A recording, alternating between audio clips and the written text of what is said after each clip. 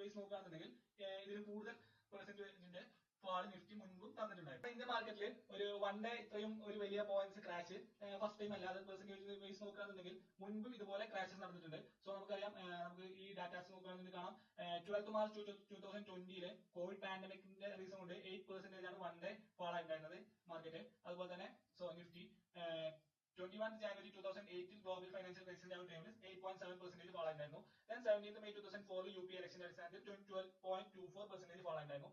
Then 1992 market സ്കാമിന്റെ ആ ഒരു ടൈമിൽ 12.77% ആണ് ഇന്ത്യൻ മാർക്കറ്റ് ഡൗൺ ആയിട്ടുള്ളത്.